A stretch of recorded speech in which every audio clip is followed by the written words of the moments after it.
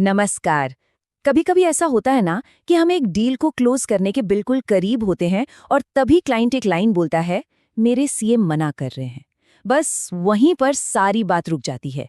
ये एक ऐसी लाइन है जो बड़े बड़े सेल्स प्रोफेशनल्स को भी अटका देती है। तो आज चलिए समझते हैं कि इस दीवार को कैसे तोड़ा जाए। मेरे चार्टर्ड अकाउंटेंट मना कर रहे हैं। ये शब्द सुनने में तो एक डील के खत्म होने जैसे लगते हैं, है ना? ऐसा महसूस होता है कि सारी मेहनत एक दीवार से जाके टकरा गई। लेकिन क्या हो अगर मैं कहूं कि ये दीवार असल में कागज की है? आइए इसको पार करने के लिए कुछ बहुत ही मजबूत रणनीतियां देखते हैं। देखिए, कोई भी बिजनेस ओनर अपने सीए पर बहुत भरोसा करता है और ये बिल्कुल स्वाभाविक भी है। लेकिन ज्यादातर मामलों में जब वो ये कहते हैं कि सीए मना कर रहा है, तो उनका असली मतलब होता है, मैं अभी फैसला नहीं लेना चाहता। ये बस एक ढाल की तरह है, टालने का एक पोलाइट तरीका। आज हम इसी ढाल के पीछे छिपे सच को बाहर निकालेंगे। तो इस पहेली को सुलझाने के लिए हमारे पास एक 2 पार्ट स्ट्रैटेजी है। इसको एक तरह का लाई डिटेक्टर समझ लीजिए, जो हमें ये बताएगा कि क्लाइंट की चिंता असली है या वो सिर्फ बहाना बनाकर टाल रहे हैं। तैयार हैं? तो हमारी पहली स्ट्रैटेजी एक बहुत ही सरल लेकिन कमाल की कहानी पर बेस्ड है। ये एक ऐसी कहानी है जो क्लाइंट को अपने फैसले को बिल्कुल एक नए नजरिए से देखने पर मजबूर कर देगी। हम इसे कहते हैं कार एनालॉजी। ये बहुत ही आसान है। सबसे पहले क्लाइंट की बात मान लीजिए। कहिए, आप बिल्कुल सही कह रहे हैं सर। फिर बातचीत का रुख थोड़ा सा मोड़ लीजिए, उनसे उनकी कार के बारे में पूछिए। और फिर आता है वो सबसे जरूरी सवाल, सर क्या आपने ये शानदार कार खरीदने से पहले अपने सीए से पूछा था? अब यहाँ से खेल मजेदार हो जाता है। क्लाइंट का जवाब या तो हाँ होगा या नहीं, और हमारे पास दोनों ही जवाबों के लिए एक सॉलिड प्लान तैयार है। चलिए देखते हैं कि इस शतरंज की बाजी में हमारा अगला मूव क्या होगा।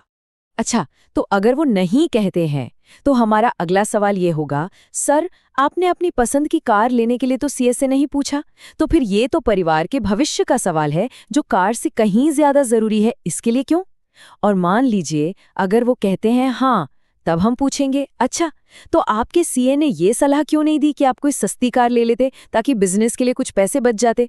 देखिए, दोनों ही सूरतों में हम उन्हें सोचने पर मजबूर कर रहे हैं कि परिवार की सुरक्षा उनकी किसी भी पर्सनल चॉइस से कहीं ज्यादा बड़ी बात है। कार एनालॉजी तो सिर्फ एक शुरुआत थी। अब आते हैं हमारी दूसरी और थोड़ी ज्यादा डायरेक्ट स्ट्रैटेजी पर। ये एक ऐसा तरीका है जो दूध का दूध और पानी का पानी कर देगा। इसे हम कहते हैं जवाबदेही फॉर्म। जरा सोचिए कि हम क्लाइंट को एक फॉर्म देके कहते हैं, कोई बात नहीं सर, बस अपने सीए से इस पर एक साइन ले लीजिए। उस फॉर्म पर क्या लिखा होगा? अगर मेरे क्लाइंट को कुछ हो जाता है तो उनके परिवार की पूरी आर्थिक जिम्मेदारी मेरी होगी। क्या लगता है कोई भी सीए इस पे साइन करेगा? कभी नहीं, क्योंकि सलाह देना एक बात है और किसी की जिम्मेदारी लेना वो बिल्कुल अलग बात है। एक बात याद रखनी है, हमारा मकसद यहाँ बहस जीतना नहीं है। मकसद है क्लाइंट के दिल की बात समझना। ये पता लगाना कि उनकी जो आपत्ति है वो वाकई एक चिंता है या सिर्फ एक बहाना। ये दोनों रणनीतियां उसी सच्चाई को बाहर लाने की चाबियां हैं। और आंकड़े तो सच में चौंकाने वाले हैं। 90% मामलों में जब कोई कहता है कि मेरे सीए मना कर रहे हैं, तो ये असल में सच नहीं होता। ये बस फैसला लेने से बचने का एक आसान सा रास्ता है। ये एक मुखौटा है और हमारा काम है उस मुखौटे के पीछे देखना। तो हमारा लक्ष्य क्या है? उस बहाने की दीवार को गिराकर असली मुद्दे तक पहुंचना। बिल्कुल एक डॉक्टर की तरह जो सिर्फ लक्षणों को नहीं देखता बल्कि बीमारी की जड़ तक जाता है। असली बातचीत तो तभी शुरू होती है जब ये बहाने खत्म होते हैं। तो अगली बार जब कोई ये लाइन बोले तो घबराना नहीं है, बस खुद से पूछना है, क्या ये एक असली आपत्ति है या फिर टालने का एक विनम्र बहाना?